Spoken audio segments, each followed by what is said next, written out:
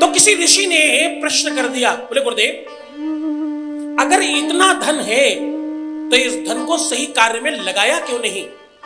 इस धन को अच्छे कार्य में लगा करके सत्कर्म किया क्यों नहीं? और अगर धन ऊपर ले जा सकता है, सफल कर सकता है, तो इनके धन में क्या तकलीफ थी?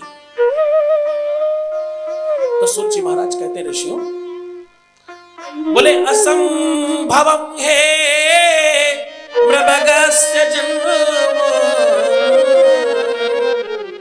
और तथापि रामो लुलुभे मृगा और प्रायः समापन्न विपत्ति काले धियो विपुंसा मलिनी भवन्ति। बोले जब आपके ऊपर आपत्ति आने वाली होती है, गौर से सुनिएगा, जब आप पर विपत्ति आने वाली होती है तो आपका सबसे पहले नष्ट क्या होता है मालूम? सबसे पहले नष्ट होता है आपका विवेक। जब तुम्हारा समय खराब होने वाला होगा, उसका लक्षण क्या है? उसका लक्षण है कि तुम्हारा विवेक शून्य हो जाएगा, आपका दिमाग काम नहीं करेगा। जब तुम्हारे जीवन में कुछ खराब होने वाला होगा तो तुम्हारा व्यवहार, तुम्हारा आचरण, ये सब खराब होगा कैसे? सबसे पहले तुम्हारा विवेक खराब होगा, पहले तुम्हारा दिमाग खराब होगा, तुम्हारे सोचने समझने की क्षमता, सामर्थ्य समाप्त हो जाएगी, ताकि तुम गलत कर सको और बुरा समय जल्दी अंदर प्रवेश आ जाए। तो सबसे पहले जो खराब होता है उसका नाम है क्या? विवेक। क्योंकि जय ही विधि ना दारुण दुख देगी, तेहि कीमती पहिले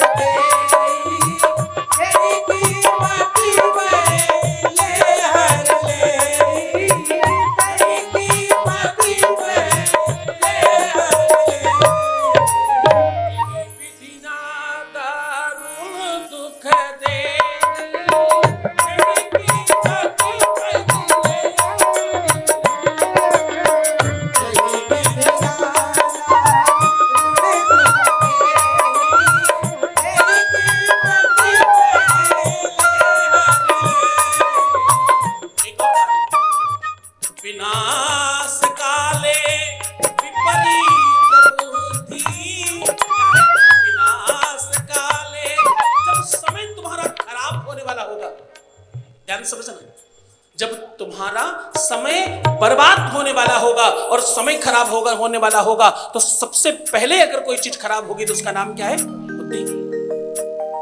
तभी गोस्वामी तुलसीदास जी ने यह कहा।